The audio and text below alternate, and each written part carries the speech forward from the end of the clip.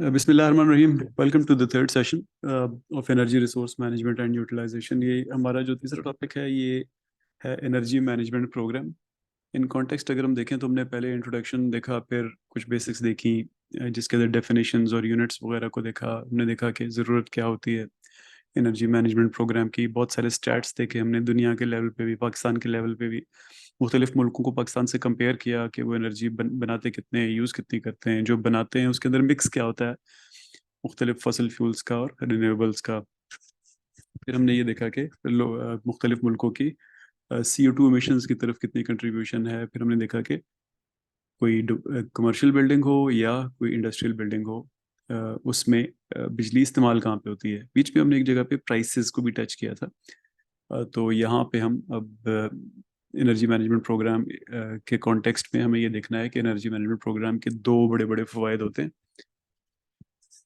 ये बात मैं हर दफ़ा रिपीट करूंगा इंशाल्लाह। ये पहला फ़ायदा इकोनॉमिक होता है, यानी आप पैसे बचाते हैं, और दूसरा फ़ायदा सोशल गुड होता है, जो कि ग्लोबल या कंट्री लेवल पे आप बेहतरी लेके आते हैं। जो इकोनॉमिक फ़ायदा होता है वो पैसों में होता है, और जो गुड होता है वो इन्वायरमेंट की, क्लाइमेट चेंज के लिए, CO2 emissions के पॉइंट ऑफ व्यू से होता है। और दूसरा उसका गुड ये होता है कि आप एनर्जी इक्विटी लेके आते हैं दुनिया में। कम एनर्जी इस्तेमाल करके आप एनर्जी की प्राइसेस को नीचे लाने में मदद करते हैं।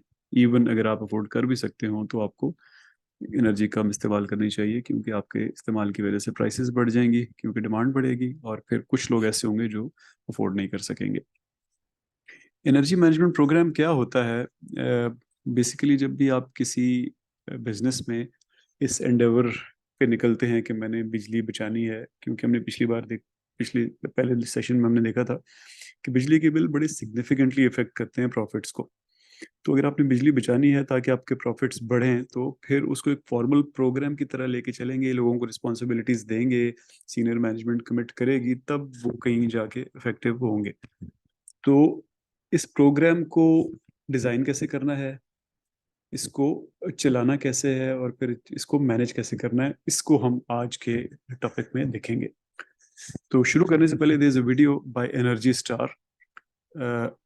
एनर्जी स्टार जो है वो एक प्रोग्राम है अमेरिका की EPA का, एनर्जी अमेरिका की डिपार्टमेंट ऑफ एनर्जी के बहुत सारे सब ब्रांचेस हैं।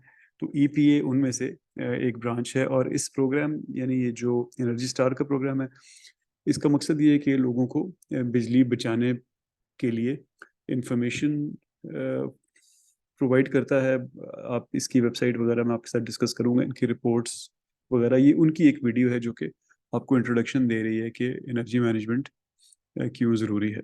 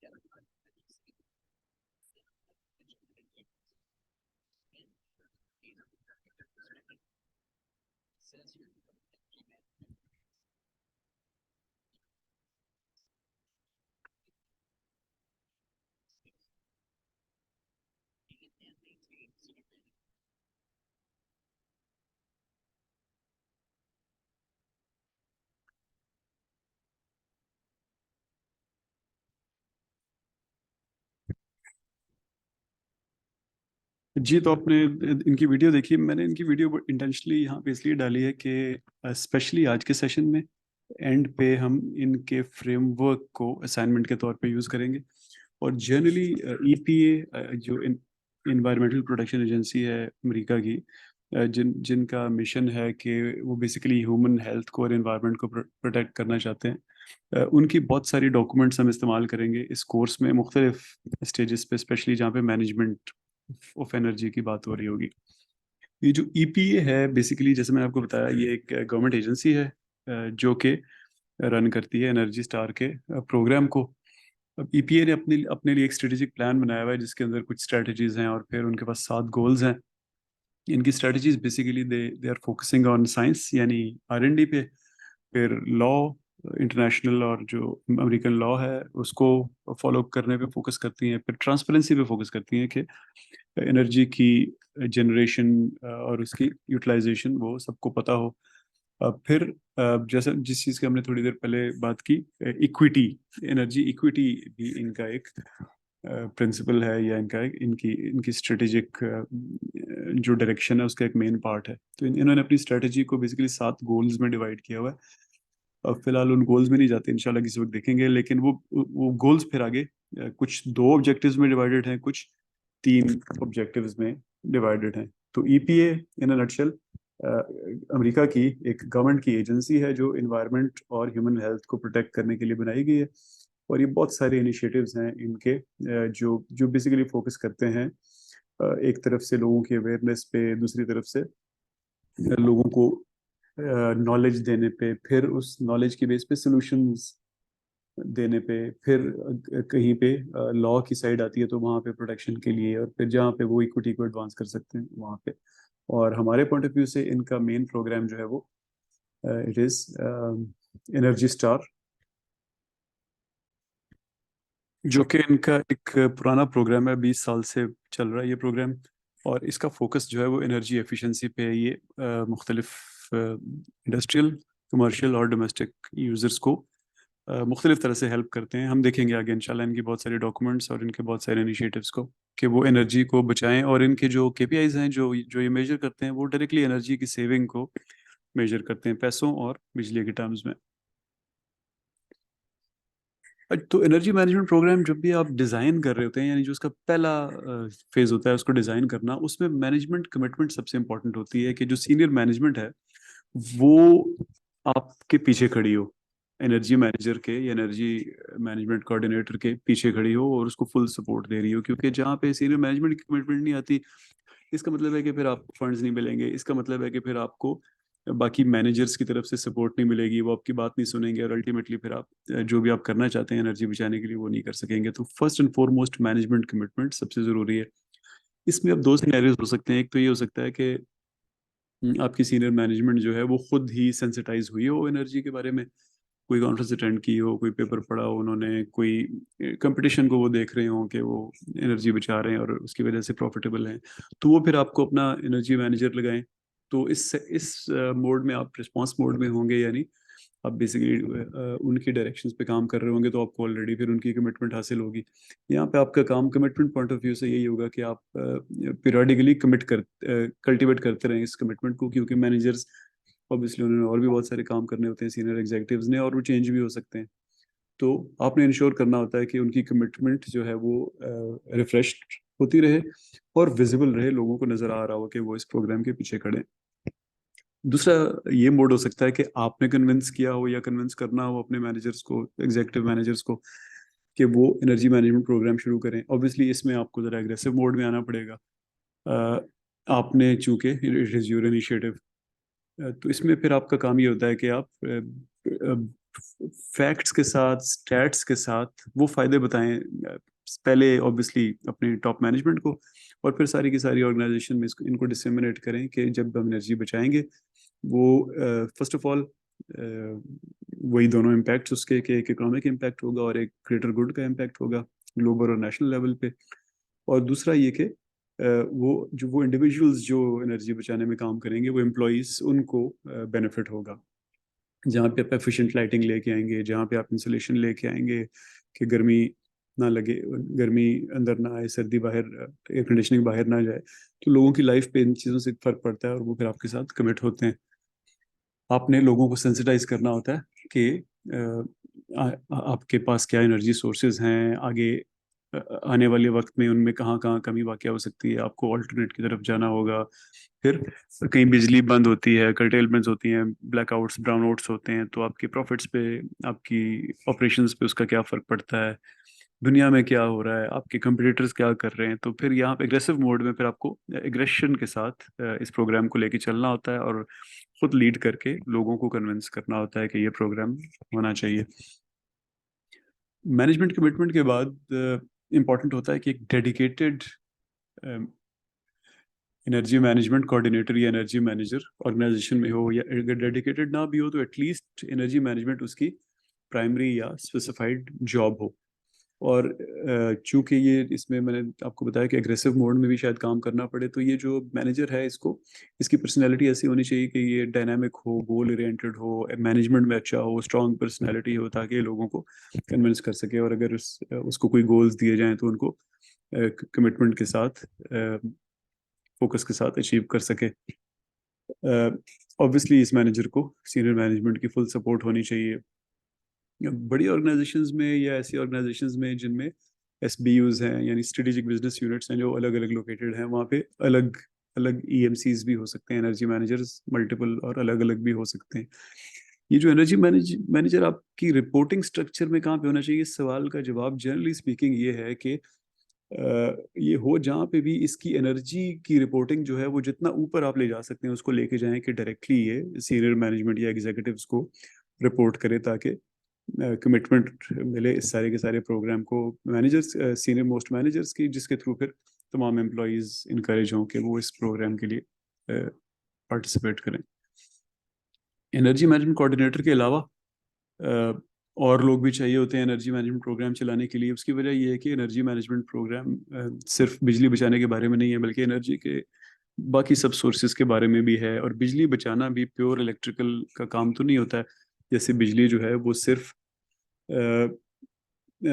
इस तरह नहीं बचती कि कोई इक्विपमेंट इलेक्ट्रिकल चेंज कर दी जाए, बल्कि इंसुलेशन से भी बचती है। बल्कि बिजली बचाने का एक तरीका सिंपल ये भी होता है कि बिजली को इस्तेमाल कम किया जाए और उन चीज़ों को आइडेंटिफाई किया जाए। तो वहाँ पे इलेक्ट्रिकल नॉलेज के बजाय मैनेजरियल नॉलेज चाहिए होती है। इसी तरह जैसे हमने इंसुलेशन की बात की, तो वहाँ पे एक और एरिया ऑफ एक्सपर्टीज है। फिर सिर्फ बिजली नहीं है, एनर्जी के और सोर्सेज भी हैं।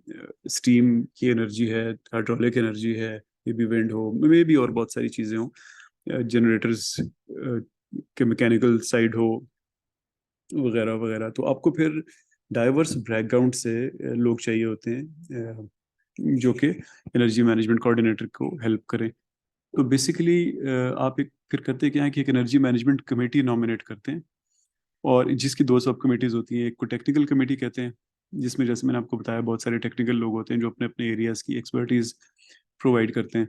अब ये मोस्टली ये पार्ट टाइम ही होते हैं, लेकिन बहुत बड़ी ऑर्गेनाइजेशंस में फुल टाइम भी कुछ मेंबर्स हो सकते हैं टेक्निकल कमेटी के, technical committee for energy management. और फिर एक स्टीयरिंग कमेटी होती है जिसका टोटली डिफरेंट काम होता है। स्टीयरिंग कमेटी मैनेजर्स की होती है, और उसके बड़े बड़े मकासद ये होते हैं कि ये प्रोग्राम को स्टीयर करते हैं, डायरेक्शन देते हैं, और प्रोग्राम की जो जो गोल्स होते हैं, जो उसके टारगेट्स होते हैं, फिर उनको अचीव करने की डेडलाइंस और उसके फ़वाइद वगैरह वो तमाम लोगों को बताते हैं। और एक और मकसद इसके अंदर रिप्रेजेंटेशन होता है कि मुख्तलिफ डिपार्टमेंट से, मुख्तलिफ एरियाज से लोग इस कमेटी पे आएँ, ताकि वो फिर वापस जाएं अपने दफ्तरों में, तो कमेटी के गोल्स को फर्दर कर सकें। फिर चौथी चीज़ कॉस्ट एलोकेशन। ये भी एक इम्पॉर्टेंट चीज़ है एनर्जी मैनेजमेंट प्रोग्राम के लिए, क्योंकि बहुत सारी इंडस्ट्री में मैंने देखा है, बहुत सारे बड़ी बिल्डिंग्स में मैंने देखा है कि बल्क मीटरिंग होती है या मास्टर मीटरिंग होती है। यानी एक मीटर होता है और वो सारे एरिया को बिजली दे रहा होता है। तो उसमें प्रॉब्लम फिर ये होती है कि बिजली के बचाने को कोई ओन नहीं करता, क्योंकि ये जो पैसे होते हैं बिजली के, ये कंपनी ओवरहेड्स पे जा रहे होते हैं। तो कंपनी ओवरहेड्स तो किसी मैनेजर के खाते में नहीं जाते, मैनेजर के खाते में तो रॉ मटेरियल और लेबर वगैरह आते हैं। तो कॉस्ट एलोकेशन भी एनर्जी मैनेजमेंट प्रोग्राम के one of the first steps होना चाहिए कि बेशक आप बल्क मीटरिंग करें बिजली खरीदने के लिए, क्योंकि बल्क मीटरिंग के बहुत सारे फायदे होते हैं, लेकिन इंटरनली आप सब मीटर्स लगाएं हर जगह पे, और ये जो बिजली एक पर्टिकुलर एरिया में इस्तेमाल हो रही है वो उन उसको ओवरहेड के तौर पे ट्रीट ना करें, बल्कि कॉस्ट सेंटर को एलोकेट करें। वो जो भी जितनी भी प्रोडक्शन कर रहा है उस पर जितनी बिजली लगी वो उनकी कॉस्ट में जाए, ताकि वो इनकरेज हों के उस कॉस्ट को कम करें। और उस वो तभी कर सकेंगे जब आप उस बिजली को मेजर कर सकेंगे जो उनके पास, सिर्फ उनके पास जा रही है। उसके लिए आपको सब मीटर्स लगाने पड़ेंगे। इसके बाद एक strong reporting and monitoring system जरूरी होता है, जिसका ऑब्जेक्टिव क्या है कि आप रिपोर्टिंग एंड मॉनिटरिंग तभी करेंगे जब मेजर कर सकेंगे बिजली की कंजम्पशन को, जैसे मैंने आपको बताया सब मीटर्स का सिस्टम। और जब मेजर करेंगे तो क्या करेंगे फिर उस जो आपके पास डेटा आएगा उसके साथ, कि आप उसको कंपेयर करेंगे अपने गोल्स से, कि मैंने बिजली कम इस्तेमाल करना या इक्विटी लेके आने के मेरे क्या गोल्स थे, या किसी बेंचमार्क से कि दुनिया क्या किस लेवल पे इस्तेमाल कर रही है या आपका कंप्यूटर किस लेवल पे इस्तेमाल कर रहा है। तो या बेंचमार्किंग करते हैं या अपने खुद गोल्स बनाते हैं आप। और फिर ये सिस्टम आप हर प्रोडक्शन सेंटर के लिए, कॉस्ट सेंटर के लिए लेके आते हैं। अब ये करने के लिए आपको बहुत सारा डेटा चाहिए, बेसिकली कंजम्पशन का डेटा चाहिए और सप्लाई का डेटा चाहिए। तो वो जैसे मैंने आपको कहा कि वो एटलीस्ट उस लेवल पे ज़रूर जाना चाहिए जिस लेवल पे आप कॉस्ट एलोकेशन कर रहे हैं। इसमें ख़तरा होता है कभी कभी कि फजूल डेटा भी जनरेट होना शुरू हो जाता है, तो वो उसको आप अवॉइड करें। बस just objective oriented data generate करें कि ये कॉस्ट सेंटर है, फॉर एग्जांपल ये पेंट शॉप है, तो पेंट शॉप का अपना अलग मीटर होना बहुत ज़रूरी है, और मैं मीटर से कंजम्पशन और सप्लाई का डेटा लूंगा बिजली का, दैट इज़ इट। उससे ऊपर कोई भी डेटा फिर फजूल होता है, और वो मुख्तलिफ कॉम्प्लिकेशंस करता है जो बाद में आपके काम नहीं आती हैं। उसके बाद ट्रेनिंग एक इम्पॉर्टेंट चीज़ है। ट्रेनिंग जो है इसको ओवरऑल एनर्जी मैनेजमेंट कोऑर्डिनेटर को ही देखना चाहिए, यानी इसको रिस्पॉन्सिबल होना चाहिए कि वो सबकी ट्रेनिंग कराए। ट्रेनिंग चाहे जिस लेवल पे भी हो रही हो, यानी आप जनरली लोगों की, तमाम कंपनी में लोगों की ट्रेनिंग कर रहे हो, या स्टीयरिंग कमेटी की ट्रेनिंग कर रहे हो, या टेक्निकल कमेटी की ट्रेनिंग कर रहे हो, या इवन एनर्जी मैनेजर की अपनी कर रहे हो, मेन फोकस जो है वो सेंसिटिविटी पे हमेशा रहना चाहिए, कि लोग सेंसिटाइज हों एनर्जी मैनेजमेंट के लिए कि एक इम्पॉर्टेंट चीज़ है और ये फ़र्क डाल सकती है पैसों में और इन्वायरमेंट को बचाने में, और मुख्तलिफ बाकी फ़वाद जिनको हम बार बार डिस्कस करते रहते हैं।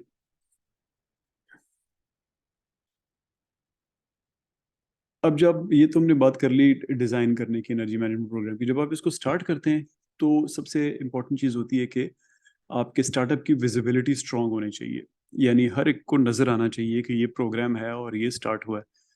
तो इसमें आपको फिर लोगों की बैकिंग चाहिए या लोगों की सपोर्ट चाहिए, और सपोर्ट तब मिलेगी कि जब उनको क्लियरली पता होगा कि ये प्रोग्राम शुरू क्यों हुआ, इसके मकासद क्या हैं, इसके फ़ायदे क्या होंगे मुख्तलिफ लेवल पे, और फिर फुल मैनेजमेंट सपोर्ट उसको अवेलेबल होनी चाहिए। और ये बात तमाम लोगों को पता होनी चाहिए कि मैनेजमेंट इसको सपोर्ट कर रही है। और फिर जब ये सब कुछ पता चल गया तो फिर आखिर में लोगों को ये पता होना चाहिए कि उनसे क्या बिहेवियर्स या क्या एक्शंस एक्सपेक्टेड हैं, या उनके टारगेट्स क्या हैं जो उन्होंने अचीव करने हैं। ये सब करने के लिए कम्युनिकेशन बहुत ज़रूरी है, कि यानी एक तो अपने गोल्स कम्युनिकेट करने हैं इस प्रोग्राम के, इसके फ़वाइद कम्युनिकेट करने हैं, लोगों को उनके काम बताने कम्युनिकेट करने हैं, और ये कम्युनिकेट करना है कि हमें मैनेजमेंट की सपोर्ट है। तो इन इस चीज़ को कम्युनिकेट करने के लिए हर रास्ता इस्तेमाल करना है आपने, जैसे मेमोज, जैसे news releases, meetings, awareness, lectures, video tapes, मुख्तलिफ सेमिनार्स कराना, ऑडिट्स कराना, यानी लोगों को बड़ी क्लियरली ये सारी की सारी चीज़ें अपने बार बार उनके दिमाग में बिठाएं, ताकि उनकी सेंसिटिविटी जो है वो एनर्जी के बारे में हर वक्त बरकरार रहे, और उनको जो टारगेट्स दिए गए हैं वो उनकी तरफ काम करें। स्टार्ट में दूसरी चीज़ होती है डेमोन्स्ट्रेशन ऑफ मैनेजमेंट कमिटमेंट। पीछे हमने बात की मैनेजमेंट कमिटमेंट होनी चाहिए, यहाँ पे हम बात कर रहे हैं कि वो डेमोन्स्ट्रेट होनी चाहिए। और जैसा it was it is absolutely necessary, होनी ज़रूर है, लेकिन साथ साथ इसकी विजिबिलिटी, इसकी डेमोन्स्ट्रेशन भी बहुत ज़रूरी है। और इनको फिर आप एम्फेसाइज कैसे करते हैं या डेमोन्स्ट्रेट कैसे करते हैं? सबसे पहले चीज़ होती है वॉक द टॉक। मैनेजर जो हैं वो खुद ऐसे एक्ट्स करें, अपने लिए टारगेट्स रखें एनर्जी सेविंग के। फिर कुछ ऐसे काम होने चाहिए जैसे जो इंडिविजुअल्स हैं जो अच्छा परफॉर्म करें उनको रिवॉर्ड किया जाए, कमिटमेंट को रीइंफोर्स किया जाए। रीइंफोर्स आप कैसे करते हैं? रिवॉर्ड करके या पनिश करके। और फिर अगर कोई इंडिविजुअल ऐसा प्रपोजल देता है जिससे एनर्जी बचेगी तो फिर उसको फंड करना भी मैनेजमेंट की रिस्पॉन्सिबिलिटी होती है और उससे मैनेजमेंट कमिटमेंट नजर आती है। फिर है जी अर्ली प्रोजेक्ट सिलेक्शन, कि आप शुरू में जो पायलट प्रोजेक्ट सिलेक्ट करते हैं अपने एनर्जी मैनेजमेंट प्रोग्राम में, अ, वो कैसा है और किस हद तक कामयाब होगा, इससे फैसला होता है कि आपका ओवरऑल प्रोग्राम किस हद तक कामयाब होगा या कामयाब नहीं होगा। तो ऐसे ऐसे पायलट प्रोजेक्ट कभी भी ना करें जो कि लोगों को तंग करें, जैसे बिजली बचाने के लिए एसी बंद कर दिया या बिजली बचाने के लिए कोई ऐसी इंपॉर्टेंट चीज़ बंद कर दी जिससे लोगों को तकलीफ हो रही हो। ऐसे कभी भी ना करें, वरना शुरू से ही लोग प्रोग्राम के अगेंस्ट हो जाते हैं और वो फिर आपको सपोर्ट नहीं मिलती है और मुख्तलिफ तरीकों से वो उसको बंद करने के लिए अपनी एनर्जीज लगाते हैं। तो फिर प्रोग्राम जो शुरू वाले होने चाहिए या इनिशिएटिव्स होने चाहिए ना इस प्रोग्राम के, वो इस तरह के हों कि इनएफिशिएंट लाइटिंग की जगह, यानी बल्बों की जगह जो हीट जनरेट कर रहे हो ठंडी लाइट्स लगाई जाएं जो ज़्यादा रोशनी दे रही हो। कहीं पे कोई लीकेज हो रही हो स्टीम की या किसी और चीज़ की, वो ख़त्म की जाए। कहीं पे इंसुलेशन नहीं है और गर्मी आ रही है बाहर से, वहाँ पे इंसुलेशन लगवाई जाए। कोई मोटर्स या फैंस शोर कर रहे हैं, ज़्यादा बिजली खा रहे हैं, उनकी जगह एफिशिएंट मोटर्स फैंस लगाएं। तो लोग ऐसी चीज़ों को देख के तो फिर उसकी तरफ कमिटमेंट ऑटोमेटिकली उनकी बन जाती है। अब ये जैसे एग्जांपल्स थी, हो सकता है आपकी इन्वायरमेंट में, आपकी ऑर्गेनाइजेशन में कोई और चीज़ सूटेबल हो। और अगर आपको अर्ली सक्सेस मिलती है, यानी ये वाले काम आप करेंगे, तो at the end of the day ये रिफ्लेक्ट हो रहे होंगे लोगों की परफॉर्मेंस में या बिजली के बिल कम होने में या आपकी CO2 एमिशंस कम होने में। तो उस चीज़ को सेलिब्रेट करें। कोई इवेंट हो जिसमें जिसमें बार बार बताया जाए कि इस महीने हमने ये बचाया, बिजली के सेंस में, पैसे के सेंस में, एनवायरनमेंट के सेंस में, लोगों के लिए आसानियां पैदा करने के सेंस में। तो ये इस तरह की चीज़ें फिर आपके प्रोग्राम को बहुत हेल्प करती हैं और उस प्रोग्राम के सक्सेसफुल होने के चांसेस को बढ़ाती हैं। ये बात हो गई स्टार्टिंग द प्रोग्राम। अब बात करते हैं मैनेज करना उस प्रोग्राम को। तो प्रोग्राम को मैनेज करने के लिए आपने सबसे पहले उसके ऑब्जेक्टिव्स बनाने हैं। जब भी आप कोई प्रोग्राम बनाते हैं तो मकसद बताते हैं कि ये प्रोग्राम है किसके लिए। तो ऑब्जेक्टिव्स आपने क्या रखने हैं? ऑब्वियसली ऑब्जेक्टिव्स, जब भी आप किसी एनर्जी मैनेजमेंट प्रोग्राम की बात करते हैं, कि उनकी नेचर यही होगी कि आपने अ, बिजली कम इस्तेमाल करनी है, बिजली का बिल नीचे लेके आना है, अपने कार्बन फुटप्रिंट को नीचे लेके आना है। लेकिन obviously the devil is in the detail. तो वो फिर बिजली कम करना नहीं होता, बल्कि उसमें कुछ ऐसा होता है कि ये सो एंड सो प्रोडक्शन यूनिट जो है, ये पर पीस ऑफ प्रोडक्शन इतनी बिजली से ज़्यादा इस्तेमाल नहीं करेगा, ऐसे स्पेसिफिक, यानी आप उनको टारगेट्स देते हैं।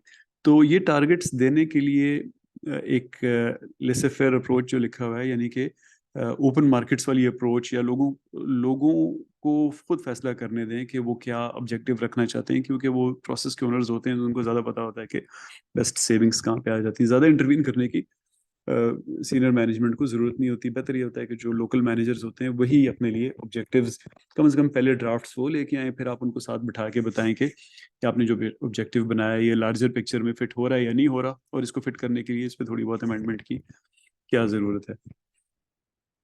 मॉनिटरिंग आप ज़रूर करें। वो जब टारगेट ऑब्जेक्टिव रखा जाता है, फिर ऑब्जेक्टिव की मॉनिटरिंग आपका काम है, कि आप उसको प्रॉपर KPIs में कन्वर्ट करके, टेंजिबल टारगेट्स में कन्वर्ट करके, और weekly, monthly, bimonthly, 15 days, yearly, जो भी आपने उसके टारगेट रखे हैं उनको मॉनिटर करें, उसकी फीडबैक दें, और उसकी बेसिस पे लोगों को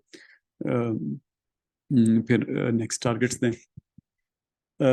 कुछ ऑर्गेनाइजेशंस में ऑलरेडी प्रोग्राम्स चल रहे होते हैं, TQM जैसे, बैलेंस स्कोर कार्ड या मैनेजमेंट बाय ऑब्जेक्टिव्स। तो इसको, एनर्जी मैनेजमेंट को उसके अंदर इंटीग्रेट करना ज़्यादा बेहतर होता है। जैसे MBO अगर ऑलरेडी चल रही है तो आप इसके ऑब्जेक्टिव्स MBO के अंदर डाल सकते हैं। इसी तरह बैलेंस स्कोर कार्ड अगर ऑलरेडी चल रहा है तो आप बैलेंस स्कोर कार्ड के ऑब्जेक्टिव्स या KPIs में एनर्जी मैनेजमेंट के KPIs डाल सकते हैं, इंटीग्रेट कर देंगे।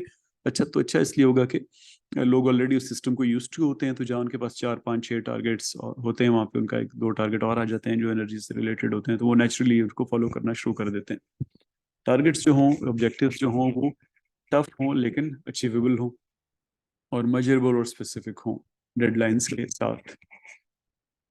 फिर आपको एक मेजरमेंट सिस्टम भी रखना पड़ता है कि ये ऑब्जेक्टिव्स को पीरियोडिकली, जो भी हर केपीआई की अपनी पीरियोडिसिटी होती है, हो सकता है कि जो मैंने थोड़ी देर पहले बात की कि किसी एक प्रोडक्शन प्लांट की पर पीस बिजली, वो उसको आप डेली देख सकते हैं या दिन में भी कई बार देख सकते हैं, लेकिन कुछ ऐसे गोल्स होंगे जिनको शायद आप हफ्ते में देखना पसंद करें, या कुछ को शायद आप साल बाद देखना पसंद करें। जैसे फॉर एग्जांपल कार्बन फुटप्रिंट, वो रोज नहीं मेजर हो सकता, जैसे लोगों की वेलबींग का रोज पता नहीं चलता। तो वो जिस जिसका जो जो पीरियोडिसिटी बनती है, उस हिसाब से आप उस टारगेट को मेजर करें। फिर मैनेजमेंट में कुछ एग्जांपल्स अगर हम देखें गोल्स की, यहाँ पे लिखी हुई हैं। पहली पहली एग्जांपल है, total energy per unit of production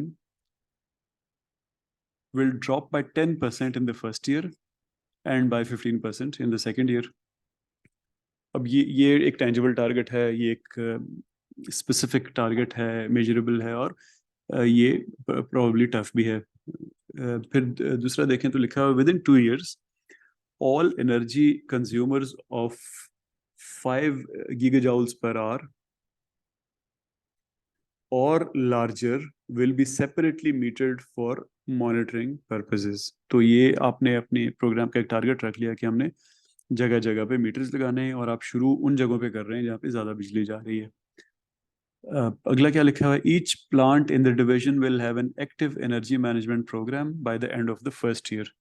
तो आप सबको कह रहे हैं कि एनर्जी मैनेजर जो ओवरऑल कॉर्पोरेट एनर्जी मैनेजर है, वो तमाम प्लांट्स को कह रहा है कि आप अपने अपने एनर्जी मैनेजमेंट प्रोग्राम लेके आएंगे, और ऑब्वियसली फिर आप उन प्रोग्राम्स को स्पेसिफाई कर सकते हैं कि उसके कंटूर्स क्या होंगे। अगला लिखा हुआ है, all plants will have contingency plans for gas curtailment of varying duration by the end of first year।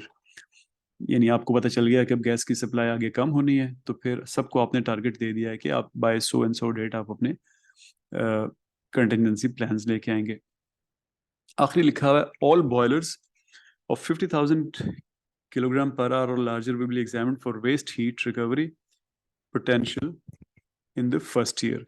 यानी जिसको हम आम जुबान में टर्बो चार्जिंग कहते हैं गाड़ियों में, तो उस तरह की चीज़ के जो बड़े बॉयलर्स हैं, उनमें उनको एनालाइज किया जाएगा कि किसकी जो हीट वेस्ट हो रही है उसको किस तरह रीयूज़ किसी और जगह पे किया जा सकता है। तो ये मुख्तलिफ एग्जांपल्स हैं ऑब्जेक्टिव्स के या गोल्स के, जो कि आप अपने एनर्जी मैनेजमेंट प्रोग्राम के लिए सेट करते हैं।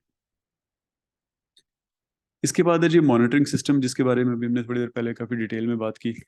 तो आप अपने मॉनिटरिंग सिस्टम में फिर केपीआईज लेके आते हैं, और केपीआईज के बारे में हमने जैसे पहले बात की, लेसे फेयर अप्रोच की, कि they should be agreed upon.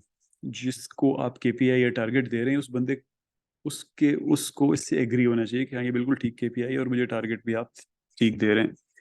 और ये केपीआई जो है वो आपने ये भी बताना है कि इसका होना ज़रूरी है, इससे कंपनी को फ़ायदा हो रहा है। फिर टारगेट्स जो है उनको कैस्केड करना पड़ता है। यानी एक एक प्लांट को टारगेट मिला, तो फिर प्लांट के अंदर 6 फर्ज करें सब डिविजन्स हैं, तो उस बड़े टारगेट को 6 में डिवाइड करिए आप। फिर एक डिवीजन में फर्ज करें 4 मैनेजर्स हैं, तो उन 4 पे डिवाइड किया। ऑब्वियसली वो डिवाइड आप इक्विटी के बेसिस पे करते हैं कि जो जितना जिसकी रिस्पॉन्सिबिलिटी उसको उतना पार्ट मिलता है। फिर मॉनिटरिंग सिस्टम में डैशबोर्ड्स बड़े यूजफुल होते हैं।